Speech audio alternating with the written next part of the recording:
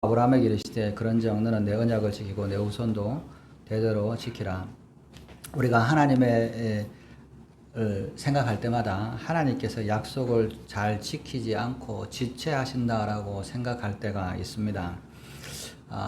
그래서 어떤 사람들은 내가 이거 기도했는데 하나님은 나한테 응답하지 않으시고 또 이렇게 약속하셨는데 이루어지지 않는다. 그래서 정말 하나님이 계신가 이런 생각을 하고 믿음이 흔들리기도 하죠.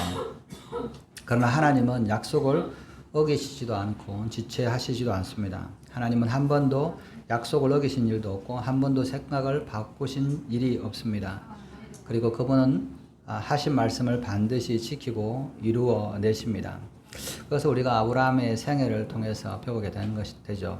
하나님께서 아브라함에게 주시고자 했던 믿음의 시간은 25년이었습니다. 그러나 아브라함은 25년을 제대로 견디지 못하고 몇 번이나 곤두박질 쳤습니다. 실패하고 의심하고 좌절하기도 했습니다. 그러나 하나님은 한 번도 하나님의 계획이나 시간을 바꾸신 적이 없었습니다. 우리가 하나님이 약속을 늦게 하시고 지키시고 또 지체하신다고 느끼는 것은 우리가 하나님의 계획이나 시간을 잘 깨닫지 못하기 때문에 그렇습니다. 하나님의 계획을 잘 깨닫지 못하기 때문에 하나님의 계획하고 내 계획을 하나님의 계획을 잘 모르기 때문에 하나님이 이상하게 행동하시고 내 응답이 하지 않으신다 이렇게 생각하고 하나님의 시간을 잘 모르기 때문에 또 하나님이 지체하신다 생각하는 것이죠. 아브라함의 경우에는 하나님의 계획을 알았습니다. 그러나 하나님의 시간을 잘못 계산하는 것 때문에 믿음이 무너지게 된 것이죠. 그래서 여러분 이 두 가지를 잘 생각해야 됩니다. 하나님의 계획을 우리가 아는 것도 중요하고 하나님의 시간을 아는 것이 굉장히 중요합니다. 아브라함은 하나님께서 자신을 통해서 민족을 세워가고 약속을 주시겠다라고 하는 약속을 계획은 믿었습니다. 그러나 그 시간을 알지 못했어요. 하나님은 25년의 시간을 기다렸는데 아브라함은 그 시간을 잘못 계산한 것이죠. 그래서 우리가 하나님의 계획과 시간을 잘 모르면 하나님의 뜻과 정반대의 길을 행하고 믿음에서 떠나고 심지어는 하나님을 대적하는 일도 생긴다라고 하는 것이죠. 그래서 하나님은 분명히 말씀하십니다. 하나님은 거짓말하지 않으시고 지체하지 않으신다. 민수기 23장 19절에 하나님 이렇게 말씀하시죠. 하나님은 사람이 아니시니 거짓말하지 않으시고 인생이 아니시니 후회가 없으시다. 어찌 그 말씀하신 바를 행하지 아니하시며 하신 말씀을 실행하지 않으시랴. 우리가 이 하나님은 변함이 없는데 사람은 하나님의 계획을 오해하고 하나님의 시간을 착각하기 때문에 넘어지고 믿음이 넘어지는 것이죠. 아브라함도 마찬가지입니다. 하나님의 계획을 오해했습니다. 하나님의 약속에 따라 가나안 땅에 왔는데 가나안 땅에 기근이 생기니까 여기가 하나님의 계획이 아닌가 봐 하고 애굽으로 갔다가 수치를 당했죠. 아내를 빼앗기기도 했습니다. 그리고 돌아와서 롯과 갈등도 하게 된 것이죠. 그리고 10년쯤 지나고 나서 보니까 하나님은 25년이 지나서 아브라함이 75세 이 가나안 땅을 와서 100세가 되었을 때 자식을 주시겠다라고 그런 계획을 가지고 있는데 아브라함이 생각하기에 10년쯤 지났는데 자식이 없네? 이거는 하나님이 뭔가 문제가 있는 것 같아 라고 생각을 했습니다. 그래서 뭐냐면 이렇게 하나님의 계획이 잘못됐다 생각하면서 이 자신의 종을 이제 양자로 입양해서 그렇게 나가자 이렇게 나타나셔가지고 야 그렇지 않아 네 종이 아니라 하늘의 별을 봐 네가 너를 통해서 자녀를 줄 거야 이렇게 약속을 했어요. 그런데 그 약속을 듣고도 이제 헷갈리기 시작한 겁니다. 하나님께서 사라와 아브라함을 통해서 주시겠다라고 말씀했는데 그 약속을 이제 믿지 못한 게 된 것이죠. 사례가 와서 내가 나이가 많고 75세가 되었고 경수가 끊어졌으니까 당신은 85세지 않냐 그러니까 내 종을 통해서 하갈을 통해서 자식을 봐라. 그 이야기를 듣고 이제 아브라함이 하갈을 통해서 이스마엘을 낳았습니다. 그리고 13년이 지난 시간에 이제 17장의 말씀이죠. 99세 때라고 하는 거죠. 사실 이 아브라함이 이스마엘을 낳고 아브라함의 신앙은 어땠을까요? 우리가 성경을 좀 추측해 볼 수 있는 것은 아브라함이 가나안 땅을 향해서 와서 10년 동안 하나님께서 계속 말씀하시고 약속을 주셨는데 이스마엘을 낳고 14년 동안 한 번도 하나님이 말씀하시지 않아요. 16장 끝과 17장에 딱 넘어갈 때 13년 동안 한 번도 하나님은 아브라함에게 말씀하지 않으셨습니다. 그 말은 뭐냐면 아브라함의 믿음이 무너졌다는 것이죠. 아브라함의 믿음이 체념되었고 좌절한 시간 동에 있었다는 겁니다. 그런데 그 13년이 지나고 나서 이제 하나님께서 때가 된 거죠. 25년을 기다리고 100세 때 아브라함에게 자녀를 주려고 하나님이 계획하고 있었기 때문에 이 99세 때 하나님께서 찾아오셨습니다. 하나님께서 아브라함에게 말씀하셨죠. 여러분, 아브라함의 입장을 한번 생각해 보세요. 하나님이 아브라함과 사례를 통해서 자녀를 주고 민족을 만들어 주시겠다고 했습니다. 약속의 땅에 와서 10년을 지났어요. 그래서 안 생겼어. 그래서 뭐냐면 하갈을 통해서 이스마일이라고 하는 아들을 낳았습니다. 아브라함이 하나님의 약속을 입으로 말할 수 있었을까요? 생각해 보세요. 하나님이 나와 사례를 통해서 자녀를 주겠다라고 하는 약속을, 그 약속을 우리 자손에게 가나안 땅을 주시겠다라고 하는 하나님의 약속을 아브라함은 입을 닫았을 겁니다. 왜? 사례는 지금 이제 89세가 되었고, 뭐 10년 전보다 더 나이가 들었고, 이제 뭐 여자로서 엄마를 낳을 수, 자식을 낳을 수 있는 상황이 다 끝났고, 자신도 99세가 되어서 이제 도저히 자식을 낳을 수는 없는데, 그런데 뭐냐면 아들이 이스마엘이 있단 말이에요. 하나님의 약속은 사레와 아브라함 사이에 자녀를 주시겠다라고 이야기하는데, 사레와 이스라엘 사이에는 아브라함 사이에는 자녀가 없고 하갈을 통해서 이스마엘이 태어난 거예요. 하나님의 약속이 성취된 것 같기도 하고 아닌 것 같은 이상한 상황이 됐잖아요. 아들은 있는데 하나님이 약속한 것이 아니라 하나님의 약속하고 조금 비틀어져서, 그죠? 그 말을 아브라함이 하나님은 나에게 사라를 통해서 자녀를 주고 민족을 만들고 이 가나안 땅을 주시겠다, 이 약속을 입으로 말할 수 있을까요? 못했습니다. 13년 동안 한마디도 그것에 대해서 못한 겁니다. 왜?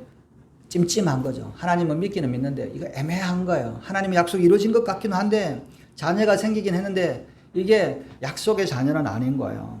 그러니까 아브라함의 믿음이 침체가 된 겁니다. 13년 동안에 하나님을 따라온 것 같은데 뭐가 이루어진 것 같기도 하고 안 이루어진 것 같고, 여러분 인생을 신앙생활을 보면 하나님을 따라와서 신앙생활 오래 했는데 하나님이 뭐가 이루어진 것 같기도 하고 안 이루어진 것 같기도 하고, 그죠? 애매한 상태가 있는 거잖아요.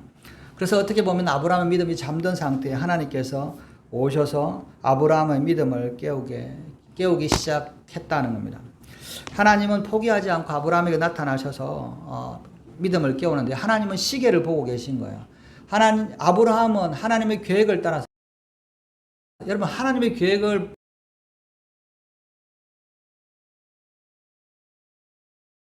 아브라함은 뭐냐면 하나님을 믿고 왔는데 시간을 계산을 못하니까 한 10년쯤 되니까 믿음이 흩어진 거예요. 그죠? 그리고 뭐냐면 막 이렇게 좌절한 믿음의 자포자기한 시간을 13년 동안 지난 거예요. 근데 하나님은 시간을 보고 계셔요. 왜 시간을 보고 계십니까? 23년, 24년, 아니 25년이 되어야 하나님께서 이삭을 주시겠다라고 하는 것을 계획을 세웠다는 것이죠. 그리고 하나님께서 24년이 되었을 때, 아브라함이 믿음 생활한 24년이 되었을 때 하나님께서 나타나셨습니다. 그래서 17장은 처음에 99세 때 나타나서 제일 먼저 이렇게 하잖아요. 나는 전능한 하나님이다. 그죠? 하나님이 아브라함에게 나타나고 제일 먼저 한 게 전능한 하나님이래요. 그죠? 아브라함이 믿음 있는 거 아니야? 근데 그렇지 않아요. 다른 말로 이야기하면, 야, 너는 나를 믿는데 전능한 하나님으로 믿지 않냐, 왜? 그죠? 하나님의 약속을 붙들어서 하나님의 약속을 붙들고 가는데 하나님이 전능한 하나님으로 믿지 않았으니까 양자를 드리자 그러지, 하나님을 전능한 하나님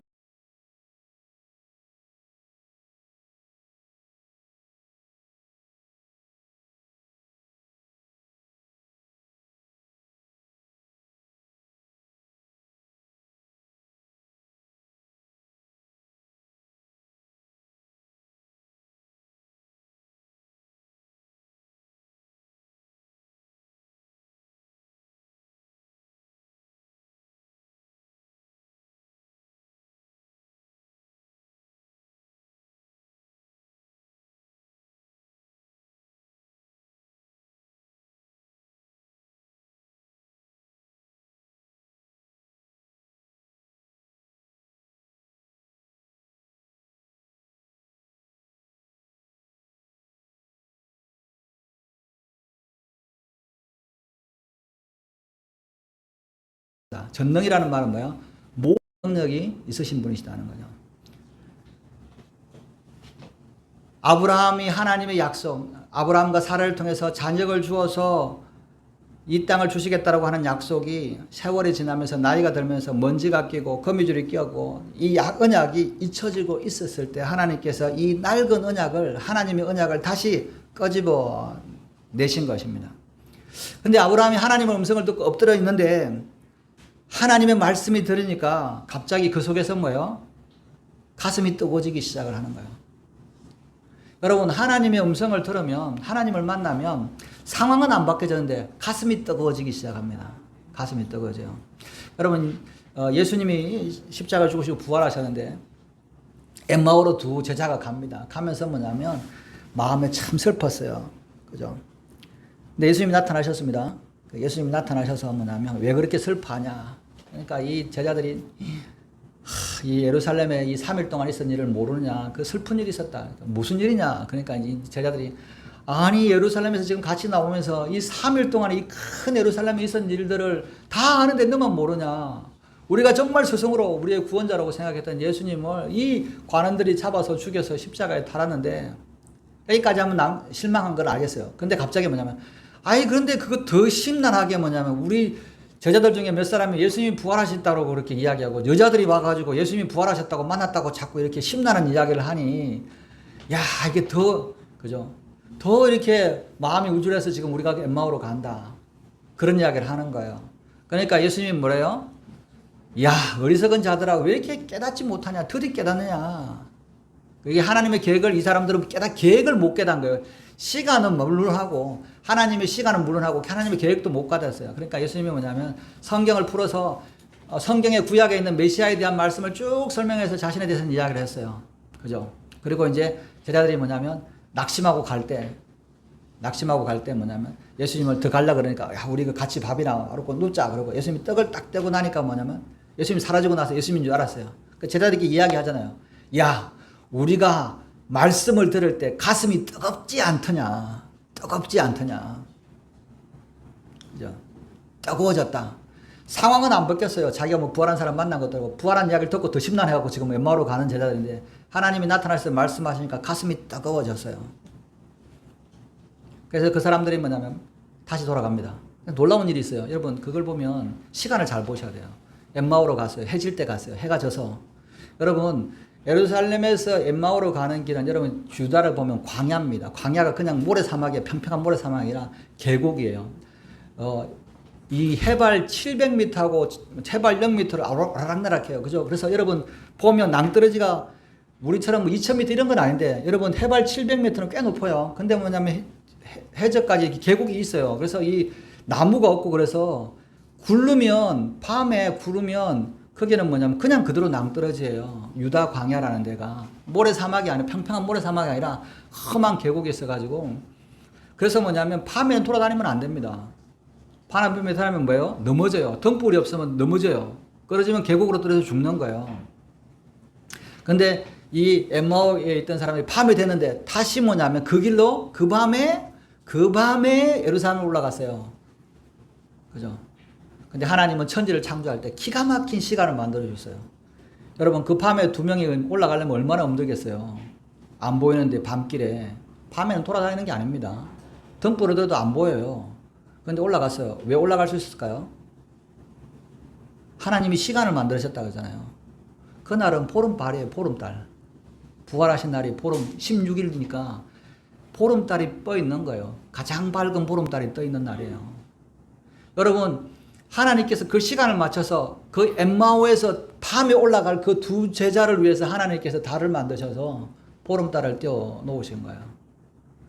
무덤을 찾아가는 이 여인들을 위해서 그 같은 날이든 같은 날 무덤을 찾아가는 여인들을 위해서 보름달을 띄워서 6월절이 보름달이잖아요. 예수님 십자가 죽으시고 부활하신 날이 15일 날 그 다음 날 보름달이 떠 있던 날이니까 등불이 없어도 찾아갈 수 있게 만드신 거잖아요. 하나님은 그 시간을 정확하게 만드시고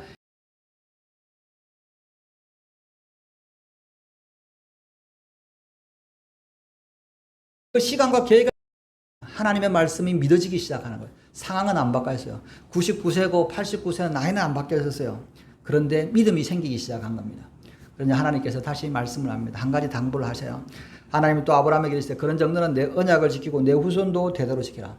내 후손도 되도록 지키라. 여러분 이게 굉장히 중요한 말씀입니다. 여러분 우리가 개인은 믿음을 수 있는데 자식을 믿음을 하기가 쉽지 않잖아요. 근데 왜 자녀에게 믿음을 주라, 믿음을 지키게 해라, 약속을 지키라, 이 언약을 지키라고 이야기했을까요? 아브라함이라는 이름을 생각해 보셔야 돼요. 아브라함은 여러 민족의 아버지가 돼요. 아브라함으로부터 믿음 민족이 나와요. 아브라함이 자녀에게 말씀을 언약을 안 전해주면 어떻게 돼요? 그 자녀들은 하나님을 떠나고 하나님을 모르는 우상 숭배하는 여러 민족이 생기잖아요. 근데 아브라함이 자녀들에게 믿음을 가르치면 그 믿음이 뭐예요? 여러 민족에게 전해서 복음이 되잖아요. 여러분 우리가 제가 이제 이걸 설교를 하면서 이게 통계를 한번 보니까 여러분 아랍 민족이잖아요. 뭐 이게 터키나 이란 말고 터키와 이란은 또는 거기 유프라데스 위쪽에는 투르크족은 말고 아랍 민족이라고 하는 사람이 이제 이스마엘의 후예라는 사람들이 이집트, 레바논, 시리아, 요르단, 사우디아라비아 이렇게 돼요.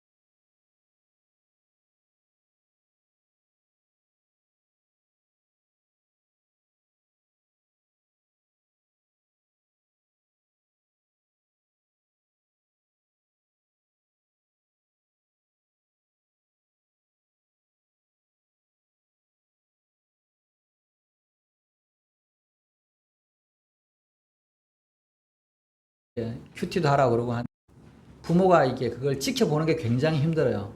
자녀들을 성경 암송하는 거 매일 안 까먹게 한 번씩 해보는 거 굉장히 힘듭니다. 하다가 이제 지쳐서 이제 첫째는 예를 들면 50절이었으면 둘째는 30절, 셋째는 20절, 막내는 10절도 검사를 못해요. 10개 정도도. 그래서 이제 이거는 뭐 너무 힘들고 저도 그러고 이제 김혜경 전사가 이제 큐티 하라고 해서 이제 애들 큐티를 하는데 맨날 야 큐티 해라 그러면 애들 큐티 뒤늦게 하나요? 일주일 내내 안 하거나 했다 그러고 거짓말 하거나 그래가지고 이제 이러면 안 되겠다 싶어가지고 이제 야 안 되겠다 다 와라 내 앞에서 큐티를 해라. 앞에서 큐티하면 10분이면 하는 거를 시켜놓으면 3시간 해도 안 하는 거예요. 그래서 뭐냐면 내가 애들 믿음을 가르치기 위해서 내가 신경을 써야 되겠다 이렇게 이제 하는 거죠. 이게 참 쉽지 않더라고요. 자녀들의 믿음을 하는 거가 다행히 우리 교회는 뭐 권유미 집사님이나 김혜경 전사님이 다들 이렇게 큐티도 하고 열심히 시켜서 이제 저는 좀 어떻게 보면 그러긴 한데도 가르치기가 쉽지 않아요.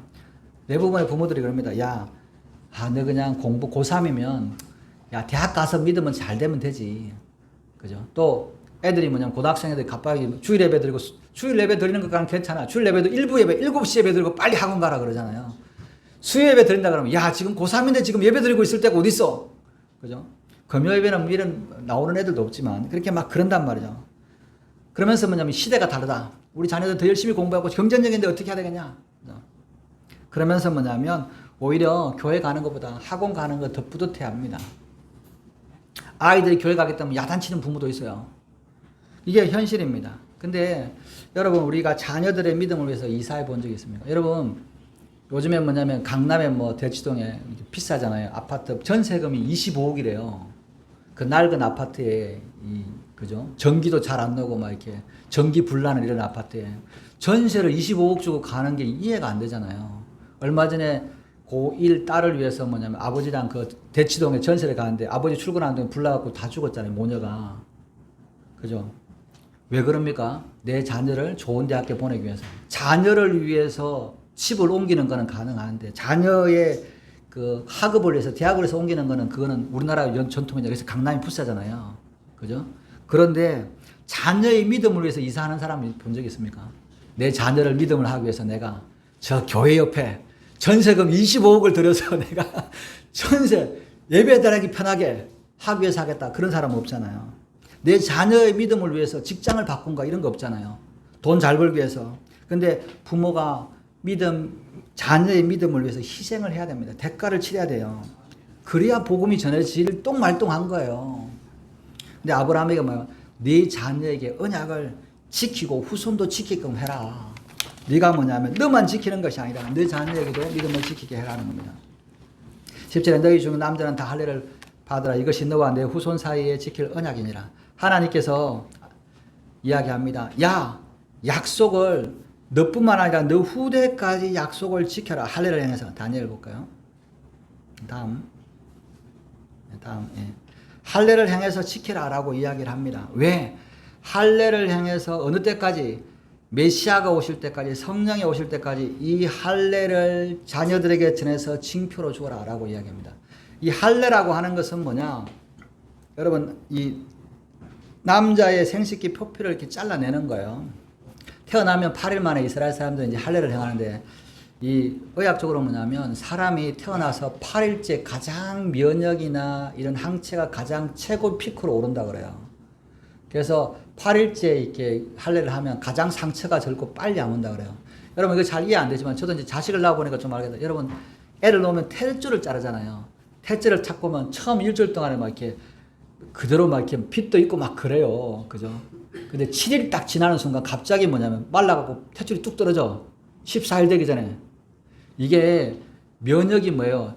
태어나서 쭉 올라가다가 갑자기 8일째는 팍 올라가 한 몇십 배로 튀어 올라가요. 그래서 8일 때 보면 뭐냐면 몸의 회복이 빨라요.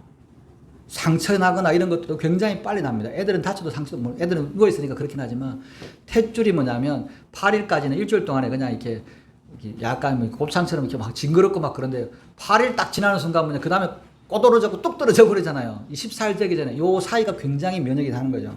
하나님께서 이때 할례를 하셔가지고 이 할례의 표징이 뭐냐면 하나님과 나 사이의 약속을 증거하는 겁니다. 하나님과 나 사이 약속의 징표예요. 나는 하나님의 자녀고 하나님의 말씀을 따라 살겠다라고 하는 약속의 징표예요. 11절에 너희는 표피를 해라. 이것이 너와 나 사이의 언약의 표징이냐. 언약을 나타내는 증거다라고 이야기하는 겁니다. 여러분, 이 구약 시대에는 다음 한번 볼까요? 하나님과 우리 사이에 우리가 예수님을 믿고 하나님의 백성이 되고 하나님의 자녀가 되고 하나님을 믿고 하나님의 자녀가 된다라고 하는 거 구약이나 신약이나 동일하게 언약의 약속이 있어요. 여러분 계약을 하면 계약서가 있잖아요. 계약서가 계약의 증서잖아요. 이 계약의 증서가 구약에는 할례고 신약에는 세례입니다. 두 가지가 그죠? 세례인데 세례는 받은 것이 이상하게 표가 잘 안 나요. 사람들이 받았는지 안 받았는지 그냥 이게 잘 안 나는데 할례는 몸에 표가 탁 나요. 그죠? 여러분 독일 사람 독일이 2차 세계대전 때 또는 중세 스페인이 유대인들을 죽일 때 어떻게 했는지 아십니까? 옷을 싹 다 벗겨가지고 할례 있으면 무조건 다 죽였습니다. 유대인 금방 표가 나잖아요. 그죠? 이 할례를 받는다는 것은 뭐예요? 증표가 되는 거예요. 나는 하나님 안 믿어. 그래도 안 돼. 증표가 딱 남아 있는 거예요. 아버지가 믿었어. 너는 유대인이야. 그냥 죽여버리는 거잖아요. 이 할례는 뭐냐면 하나님과 아브라함과 그 자손들 간에 하나님과 언약을 새긴다라고 하는 약속의 증표예요. 계약서 같은 거예요. 신약에는 우리가 예수님을 믿는 게 뭐예요? 세례를 받는 게 약속이잖아요. 그런데 하나님과 우리 사이 관계는 항상 뭐예요? 약속과 성취입니다. 우리가 구약 신약이 뭐 약속이라고 그러잖아요. 하나님과 우리 사이 하나님의 말씀하신 약속을 우리가 지킬 거냐, 하나님이 약속하신 걸 지킬 거냐, 안 지킬 거냐 해야 되는데 그 약속의 계약서가 뭐냐면 구약에는 할례이고 신약에는 세례입니다. 그런데 구약이나 신약이나 동일하게 뭐예요? 계약서가 중요합니까? 계약을 지키려고 하는 마음이 중요합니까? 계약을 지키려고 하는 마음이 중요하잖아요. 여러분 계약서 딱 쓰고 나 너한테 집 팔게 2억에 팔게 딱 쓰고 나서 뭐냐면 여기 4억해? 그러면 나한테 안 보고 이거 4억에 팔잖아요. 계약서 아무리 써도 마음이 중요하잖아요. 계약을 지키려고 하는 마음.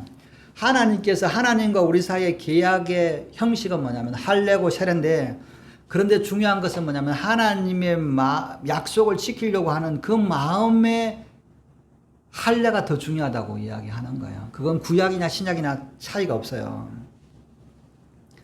그리고 12절에 보면 재미있는 것은 너희가 대대로 모든 남자와 집에서 난 자나 또 너희 자손이 아니라 이방 사람에게서 돈으로 산 자를 막론하고 난 지 8일 만에 할례를 받을 것이냐. 여러분 여기 재미있는 것은 할례를 받는 게 뭐예요? 아브라함과 지금 이스마엘만 받는 게 아니라 아브라함 집에 있는 돈으로 산 사람이든지 이방이든지 누구든지 다 할례를 받아야 돼요. 여러분 우리가 보통은 뭐예요? 가문이나 혈통이나 이런 게 중요하잖아요. 유대인, 이스라엘 사람 이런 게 중요하잖아요. 그런데 하나님은 하나님의 약속 안에 들어오는 사람은 뭐예요? 다 하나님의 할례를 받아서 약속 안으로 들어올 수 있는 거예요. 여러분 아브라함 집에서 할례 받은 사람이 아브라함의 가족이 많을까요? 다른 사람이 많을까요? 물론 우리가 생각하는 종들이 있잖아요. 기르고 키운 318명은 있었을 거 아니에요. 그 밑에 자녀들 전부 다 할례하는 거예요. 아브라함에 두고 있는 몇백 명인지 모르지만 그 사람들 전부 다 해요. 이 사람들 다 한 번에 뭐예요? 하나님의 백성 안으로 이스라엘 백성 안으로 들어온 거예요.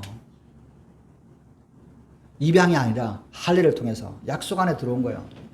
여러분 이스라엘이 선택받을 때가 언제입니까? 하나님의 백성이 된 게 언제예요? 약속을 받는 날부터예요. 할례 받은 날부터 나는 이스라엘 백성이다. 약속을 지키겠다라고 하는 겁니다. 아브라함도 할례를 받기 전에 뭐예요? 갈대우르에서 우상 숭배하던 사람입니다. 하나님의 약속을 붙들고 하나님의 증거를 받은 날부터 그때부터 하나님의 사람이 되는 거예요. 여러분 우리도 마찬가지입니다. 우리도 뭐예요? 우리는 원래 어떤 사람입니까? 하나님의 자녀가 아니고 진노의 자녀였어요. 오히려 하나님도 없었고 아브라함의 자손도 아니고 언약도 없었고 약속도 없었고 이스라엘 밖에 있는 이방인이었는데 우리는 어떻게 돼요? 예수 그리스도를 믿는 믿음으로 하나님의 자녀가 되는 안으로 들어온 거예요. 세례받아보면 들어온 거예요. 그리고 뭐예요? 우리가 구원받고 천국을 소환하는 영적인 상속권을 얻은 겁니다. 그래서 뭐냐면 우리가 하나님께서 근데 가만히 보면 하나님께서 우리를 선택하신 거예요. 하나님께서 아브라함을 선택해서 넌 내 민족이야. 너 이제 내 백성이야. 이렇게 해. 근데 이스라엘 사람은 생각하기에 뭐냐면 이거 특권이네. 니네들은 안 받았네. 우리는 받았어. 할례 받았으니까 너는 무시해. 이렇게 생각을 한 거예요. 여러분 교회도 그런 생각이 있어요. 내가 예수 믿는데 제가 어렸을 때 이런 말을 안 하려고 그러는데 참 우리 그 교회 다니는 집사님 아들이 있잖아요. 제가 교회를 저도 이제 뭐 어렸을 때 주일학교 때는 교회 다녔겠지만 5살 때부터 다니기 시작했는데 매주 주일 성수하는 개념이 아니라 기분 내킬 때 가고 또 아버지가 뭐라 그러면 못 가고 막 이럴 때가 있으니까 이제 간만에 이제 오래간만에 교회를 갈 때가 있잖아요. 섭섭한 말을 들어서 딱 들어가는데 오래간만에 갔잖아요. 나도 이제 마음에 탁 봐가지고 주일날 교회 가기가 참 어려워요. 왜냐면 지켜보고 있잖아요, 부모님들이. 야, 어디 가냐? 주일날 아침부터 대바람부터 교회 가려면 막 봐가지고 아버지 눈에 안 피해가 싹 한 다음에 교회를 가야 되는데 교회 가기가 진짜 이렇게 어렵게 간단 말이에요. 왜 어디 돌아다니냐 그러시잖아요. 그러니까 교회에 또 막 이렇게 몰래 이렇게 가는데 날짜 뭐 아버지가 지켜보고 있으거나 뭐 아버지가 다리나 좀 뜨자 그러면 교회 못 가는 거예요. 그날. 그리고 그런데 이제 어차피 이렇게 탁 해갖고 이제 어쨌든 이렇게 교회를 탁 가는데 이게 집사님 아들이 탁 요구르트 먹으려고 교회 왔네 딱 그러는 거예요. 듣고 이제 탁 마음에 사실 요구르트가 좋긴 하지만 너무 마음에 그죠? 속으로 야 너는 집사님 아들이니까 마음 놓고 교회 나올 수 있는 게 얼마나 축복인지 모르지. 나는 이거 나오게 하면 얼마나 힘든지 몰라. 난 목숨 그런 거야. 너는 그냥 억지로 나오지만 너는 50원 헌금하지. 나는 50원 헌금할 돈이 없어. 왜냐면 이거 돈 교회 갖다 파신다고 뭐라 그러잖아요. 뭐 현금도 잘 안 주지만 애들이니까.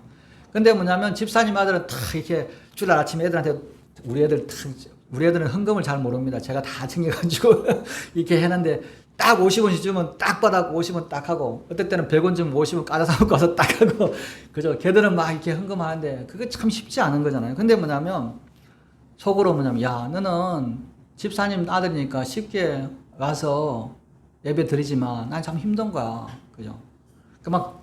그래서 제가 속으로 뭐냐면 야 이건 네가 진짜 아버지 잘 만나서 그런 거지. 아버지 잘 만나서 그런 거지. 저희 집은 가난한 집안 아니었어요. 저희 집은 뭐 그래도 잘 사는 집이니까 저는 가난하지만 집사님 아들이 너무 부러운 거예요. 교회 가는 거 반대하지 않는 그분이 너무 좋은 거예요. 야, 내가 요구르트 같겠냐. 근데 탁 듣는 마음이 막 너무 속상한 거예요. 야, 너 예수 믿는 집안에 태어난 거 이거 선택받은 거 축복인데 너 이렇게 나를 무시하냐 왜? 그죠? 여러분 이게 선택받은 거 감사한 거예요. 감사. 내가 예수 믿게 된 거. 그죠? 내가 예수 믿어서 내가 잘나서가 아니라 감사한 거예요. 여러분 선택받았다는 게 오만과 교만과 특권이 아니라 감사한 겁니다. 이스라엘 백성들이 실패한 것 중에 뭐예요? 이스라엘 백성들이 하나님의 선택을 받았어요. 원하지 않은 거. 이스라엘 사람들 항상 그래요. 우리를 안 선택했으면 좋았을까? 왜 괜히 하나님이 선택해가지고 우리가 우리 민족이 이 수천 년 동안 고생 많으냐? 차라리 하나님이 다른 민족을 너무 많이 고난을 받았으니까. 그런데 뭐요? 이스라엘 백성들은 그것을 뭐요? 오만하고 특권으로 생각했어요. 이것은 감사인데 왜? 하나님께서 이스라엘 민족을 통해서 메시아를 태어나게 하시고 메시아를 통해서 온 인류를 구원하고자 하는 그런 계획을 알았다면 이것이 얼마나 큰 감사한 줄 알았을 텐데 여러분들이 예수 믿고 핍박받는 것이 정말 이 복음을 가족들에게 또 믿지 않는 형제들에게 이웃에게 전해서 그들을 구원받게 하는 그런 축복의 통로였다면 여러분들이 예수 믿는 거 핍박받는 거 기뻐했을 거예요. 그죠? 그런데 뭐냐면 그렇지 않으니까 주눅이 들잖아요. 제가 그런 생각을 알았으면 우리 형제들한테 예수 믿는 게 얼마나 좋은데 그럴 텐데 예수 믿는 거 안 들키려고 교회 가는 거 안 들키려고 몰래 다니잖아요. 왜? 이게 감사한 줄 모르는 거죠.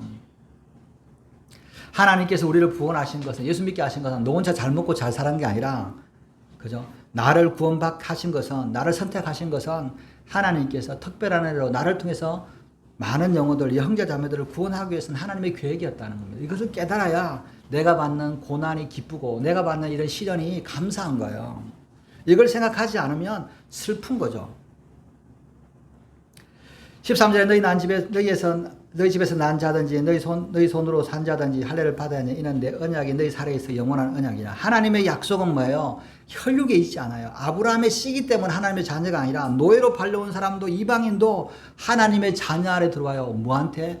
약속 안에 들어오면 하나님을 믿기로 하나님을 나의 하나님으로 믿기로 시작하면 약속 안에 들어오는 거예요. 그래서 예수님이 바리새인과 서기관들한테 이렇게 하잖아요. 야, 너희가 속으로 우리가 아브라함이 우리의 조상이라고 생각하지 말라. 내가 너희에게로는 하나님이 너희 이 돌로도 아브라함의 자손이 되게 하겠느라. 여러분 그러잖아요. 아브라함의 자손 이스마엘이 자손이 아니라 거기에 있던 종으로 팔려왔던 시리아에서 팔렸던 이스마엘, 애굽에서 팔려왔던 하갈이 하나님의 백성 안에 들어온다는 거예요. 저와 여러분들이 하나님의 자녀는 아니지만 믿음으로 하나님 안에 들어온다는 거죠. 여러분 우리가 하나님 앞에 구원받았다는 것은 자랑하는 게 아닙니다. 겸손해야 되고 감사해야 될 거예요. 가끔 이런 사람이 있어요. 교회가 그러냐, 그죠? 하나님이 이순신 장군은 어떻게 구원받았냐? 세종대왕은 구원받았냐? 그렇게 훌륭한 사람은 구원 안 하면 되냐? 여러분 세종대왕이나 이순신조도 천국 못 가는데 여러분이 구원받은 건 너무 감사해야 돼요. 왜 우리 민족은 뭐 2000년 전에 복음이 안 들어왔습니까? 왜 100년밖에 안 됐습니까? 100년 전에 들어온 것만 해도 감사해요. 그래서 우리가 믿는 거예요. 그죠? 2030년에 복음 들어왔으면 저와 여러분들은 아무도 예수 못 믿는 거예요. 다 지옥 백성이에요. 100년 전에 들어온 것도 너무 감사한 거예요. 그런데 이 감사한 것 때문에 뭐예요? 우리가 나를 부르신 이유를 깨달아야 돼요. 나를 부르신 이유는 그냥 감사하고 내가 즐거운 것이 아니라 죽어가는 영혼들은 나를 부르신 그들을 위해서 쓰시기 위해서 부르신 거예요. 나를 부르시는 내 자녀를, 내 자식들을 구원하기 위해서 부르신 거예요. 나를 부르신 건 우리 가족을 위해서, 이웃을 위해서 부르신 거예요. 그래서 뭐냐면 그것을 감사함으로 받아요. 바울이 그러잖아요. 바울이 구원받은 것뿐만 아니라 내가 구원받은 것은 나 구원받은 것이 아니라 이방인을 위한 그릇으로 나를 부르신 거다. 내가 이 사명을 위해서 목숨을 거는 거다. 이렇게 이야기하는 거죠. 14절에 할례 받지 아니한 남자 곧 표표를 베지 않는 자는 백성 중에서 끊어지니 내가 그가 내 언약을 배반하였습니다. 여러분, 아브라함의 자손이든지 노예든지 하나님의 약속 안에 들어오면 하나님의 백성입니다. 그런데 그 약속은 뭐예요? 마음에 하는 거예요. 우리가 구약에는 다들 행위로 구원받는다고 생각하잖아요. 뭐 할례를 행하고 율법을 지키냐고. 그런데 구약이나 신약이나 행위라고 한 것은 말씀은 한 번도 없어요. 여러분 신명기에 보면 신명기 구약이잖아요. 신명기잖아요. 내 하나님 여호와께서 내 마음과 내 자손의 마음에 할례를 베푸사. 여러분 이스라엘 사람들 전부 다 할례를 받은 사람이에요. 근데 뭐예요? 마음의 할례를 받으라라고 이야기해요. 무슨 말이에요? 계약서가 중요한 게 아니라 이 계약서를 지키려고 하는 그 마음이 중요한 거예요. 하나님의 성경이 중요한 게 아니라 이 책이 중요한 게 아니라 이 성경을 지키려고 하는 마음이 중요한 거예요. 몸의 할례를 받지 말고 마음의 할례를 받아라. 너희가 물로 세례를 받는 그 몸에 하는 거가 그것대로 가서 내가 예수 믿는다고 그러지 말고 그 마음으로 하나님을 사랑하고 하나님의 약속을 지키려고 해라. 그래서 신약에서 성령의 인치심이라 그러잖아요. 성령이 인받은 사람, 그 계시록에 보잖아요. 성령이 인받은 사람은 메뚜기 지하에서 오는 메뚜기 같은 황충이 나타났고 사람을 5개월 동안 쏘게 하는데도 안 다치게 하잖아요. 사람은 안 보여. 여러분 마음으로 하나님을 믿는지 성령이 인이 있는지 사람은 몰라요. 하나님은 아세요. 하나님은 마음을 아세요. 그 마음에 할례를 받고 그 마음으로 하나님의 약속을 붙드는 사람인지 아니면 끝만 붙드는 사람인지. 그죠? 아브라함이 믿고 24년 동안에 할례를 안 했어요. 하나님이. 왜? 믿었는데 따라왔는데 아직은 마음이 동하지 않은 거야. 99세 때 하나님께서 말씀하시고 내가 전능하는 하나님이고 내가 너한테 자녀를 줄 거야. 이제부터 진짜 믿음으로 해. 그리고 할례 행해. 증표야. 몸에 새기는 증표야. 그런데 진짜 중요한 건 마음이야. 그죠? 아브라함이 24년 믿었는데 24년째 할례를 받고 하나님 앞에 믿음으로 서는 거예요. 그리고 나서 13년 지나니까 자식도 죽일 수 있잖아요. 이삭을 데리고 모리아산으로 가잖아요. 그게 믿음인 거예요. 근데 여러분 너무 실망하지는 마세요. 아브라함도 24년 걸렸는데, 그죠? 아브라함도 24년 걸렸고 마음으로 믿고 마음으로 사랑하는 그런 믿음이 되었는데, 뭐 우리 같은 사람이야, 그죠? 아브라함과 여러분 아브라함이 더 대단하고 생각하지 말고 아브라함보다 나는 1년은 좀 빨리 하자. 23년 때 그죠? 믿음으로 해야 된다. 믿음으로 결정을 하는 거예요. 마음이 중요한 거죠. 그래서 뭐냐면 율법이 바울이 그럽니다. 예수 그리스도 안에나 할례나 무할례나 효력이 없어도 할례를 받았냐 외적으로 등거하는 계약서가 중요한 것이 아니라 그 마음의 사랑으로 역사하는 믿음을 가졌느냐 안 하느냐가 중요한 거다. 할례가 있는데 약속을 안 지키면 그 사람은 무할례고 할례가 없는데 그 약속을 지키는 사람은 할례자다. 우리 여러분들 할례 받은 사람 없잖아요. 그러나 우리가 마음으로 예수님을 믿으면 우리는 할례 받은 사람이에요. 세례를 물로 받은 게 아니라 우리가 마음으로 성령으로 안에서 하나님의 말씀을 지키고 하나님의 말씀을 지키겠다고 할례를 받으면 마음의 할례를 받으면 우리는 하나님의 자녀로 영생을 얻는 겁니다. 그래서 믿음의 증표다. 물론 드러나는 것도 중요한 겁니다. 세례를 받고 할례를 받는 것도 중요한 겁니다. 그것 때문에 고난을 받죠. 예를 세례 받고 나서 그 믿음 때문에 그죠? 우리가 고통을 받을 수 있어요. 가끔 그런 사람, 내가 세례를 받았지만 다시 예수님을 부인했다가 다시 받으면 안 될까? 그런 사람도 있어요. 안 됩니다. 뭐 그럴 수 있을 수 있어요. 근데 그런 짓을 왜 하는 거예요? 그러고 나서 예수님 만나면 기쁘겠어요? 내가 예수님 제가 어려워서 예수님이 세례 받았지만 예수님을 부인하고 떠났다가 다시 돌아왔어요. 그거 영원토록 나한테 부끄러움이 되는 겁니다. 그러니까 내가 한번 믿으면 끝까지 가는 거예요. 여러분 사람을 한번 믿으면 끝까지 가는 사람이지 자꾸 배반하는 사람은 뭐야? 신뢰 못 하잖아요. 하나님하고 똑같은 겁니다. 하나님 앞에 마음으로 할례를 행하고 내 마음으로 하나님을 사랑하는 믿음으로 지키는 거죠. 15절에 하나님이 또 아브라함에게 이르시되 네 아내 사레는 이름을 사레라 하지 말고 사라라 하라. 내가 그에게 복을 주어 그가 내 아들을 낳아 주게 하며 내가 그에게 복을 주어 그를 여러 민족의 어머니가 되게 하리니 민족의 여러 왕이 그에게서 나느니라. 여러분 이 재밌는 이야기를 합니다. 하나님께서 마음으로 이제 믿으라고 하는데 아브라함이 24년 만에 99세 때 이제 믿은 거잖아요. 믿겠다고 하나님 말씀이 들어오니까 이제 이 약속을 다시 꺼낸 거잖아요. 그리고 할례를 하잖아요. 여러분 99세에 할례하는 게 얼마나 위험한지 모르시죠? 93세 할머니가 쓰러졌는데 뼈에 금이 갔는데 오늘 내일 하신대요. 왜 갑자기? 여러분 90세가 넘어가면 80세 나이가 들면 상처가 나면 회복이 잘 안 됩니다. 갑자기 폐혈증이나 증상이 옵니다. 그런데 99세 때 할아버지를 할례를 행해요. 그거는 사람 진짜 죽음을 오고락 하는 겁니다. 죽느냐 사느냐입니다. 저희 군대에 있을 때 군대에 있는데 제가 건물을 서는데 우리 고참 중에 한 명이 뭐냐면 그때는 막 포경수술 유행했어요. 군대 마지막 전역하기 전에 이제 수술하고 들어오는 거예요. 수술하면 이제 마지막 이제 말년병장 한 달 동안 이제 열애되잖아요. 야 수술했으니까 들어 누워봐 있으니까 수술하고 들어온 거야. 근데 누르는데 이게 터졌어 실밥이. 그래가지고 실려왔어요. 실밥이 터져서 실려왔어요. 저는 이렇게 이 남자의 생식기가 얼마나 커질 줄 있는지 모르겠어요. 어마어마하게 피가 쏟아져갖고 이렇게 그 근무선인데 들어누워 있죠. 죽는다고 난리가 난 거야. 그거 막 이렇게 피가 차오르는 거야. 이게 차가지고 이렇게 땡땡하게 부었는 거야. 그래갖고 급하게 군의관이 와가지고 아침에 응급수술하고 피를 빼가지고 피 다 쏟아내고 그죠? 그 위생병 의무병이 뭐냐 그 피를 얼마나 닦았는지 모르는데 피가 그렇게 많아요. 그래가지고 막 이래갖고 한 달 동안 제대할 때까지 누워가지고 막 이렇게 그냥 죽을 고비를 하고 그냥 제대를 하고 이제 제대를 하더라고요. 위험합니다. 근데 99세에 할례를 하라는 거야. 내 목숨을 걸어라는 거죠. 그리고 뭐냐면 중요한 겁니다. 네 부인의 이름을 사라로 바꿔라. 지금 89세 할머니예요, 사라는. 근데 뭐냐면 사례라는 말은 우리 가정의 기부인, 우리 가문의 어머니 이런 뜻이에요. 근데 뭐 가문의 어머니가 지금 자식도 없는데요. 지금 경수도 없는데 89세 할머니가 지금 여러 민족을 거느린 민족을 낳는 어머니라고 이름을 불러가지고 부르는 거예요. 언제까지? 1년 동안. 그죠? 부릅니다. 여보 사라. 이제부터 다 그랬어요. 사라. 우리 이 부인을 사라라고 불러라. 종들이 욕합니다. 아이고 우리 주님 미쳤나. 89세인데 무슨 자식을 놓을 거라고 부인 이름까지 바꿔가면서 사라라고 부르면서 그렇게 하냐. 여러분 그게 고백인 거예요. 우리 부인 이름을 이제부터 사라라 불러. 이 89세 노인이 자식을 낳고 민족을 낳는 이 자녀로부터 여러 민족이 만들어지고 왕들이 나올 거야. 이거 사람들한테 이야기해야 되잖아요. 이게 믿음인 거예요. 현실은 바뀌지 않았어요. 현실은 똑같아요. 그런데 뭐냐면 이 아내에게 복을 주겠다. 근데 또 좀 중요한 게 있습니다. 참 재밌는 것은 뭐냐면 아브라함의 이름만 바꾸지 않고 사라 이름도 바꿨다는 겁니다. 여러분 구약에는요. 할례 받는 사람은 남자만 받았습니다. 그죠? 할례는 남자만 받잖아요. 신약의 세례는 뭐예요? 남자 여자 다 받잖아요. 그죠? 여자라고 야 너는 이제 세례 못 받아 그런 거 없잖아요. 약속이 뭐예요? 구약도 마찬가지고 신약도 약속이 뭐예요? 증표가 다를 뿐이에요. 남자에게 할례를 행하는 거지만 여자는 뭐 이름이 바뀐 거예요.